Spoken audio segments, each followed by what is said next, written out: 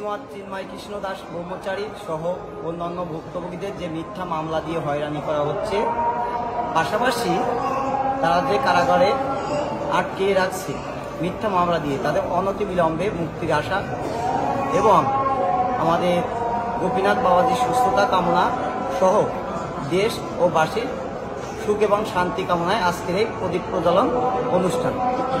আমাদের এই অনুষ্ঠান আজকে আমরা ঢাকায় ঢাকেশ্বরী মন্দির থেকে শুরু করছি। এই ধারাবাহিকতায় আশা রাখি আমাদের সমগ্র বাংলাদেশ সহ সমগ্র বিশ্বে এটা চলমান থাকবে। পাশাপাশি আমাদের পরবর্তী প্রোগ্রাম 21 তারিখে এই ঢাকেশ্বরী মন্দিরে গণস্বাক্ষর, পাশাপাশি 28 তারিখে 3 ঘটিকায় প্রেস ক্লাবে আমাদের মুখে কালো কাপড় বেঁধে মৌন অবস্থান কর্মসূচির আয়োজন করা হয়েছে। আশা রাখি আমরা এই কর্মসূচি আমরা সমগ্র বাংলাদেশ সহ সমগ্র বিশ্বে একই সময়ে চলমান রাখব আর সবাই আমাদের সাথে অংশগ্রহণ করবেন।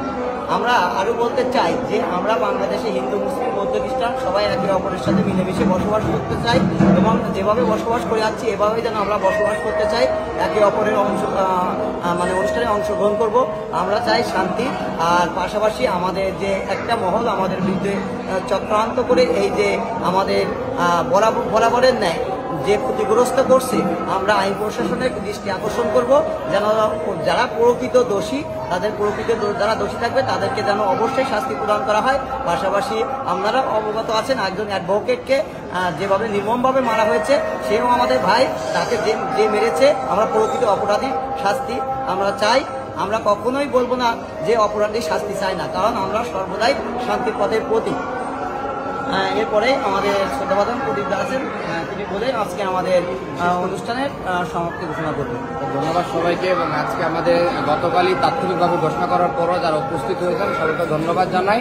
এবং আজকে আনুষ্ঠানিকভাবে মায়ের মন্দির থেকে আমরা সকলের জন্য প্রার্থনা করে, দেশ ও জাতির মঙ্গল কামনায় প্রার্থনা করে আজকের প্রদীপ প্রজ্বলন কর্মসূচি আমরা এখানে সমাপ্ত ঘোষণা করছি। সবাইকে ধন্যবাদ।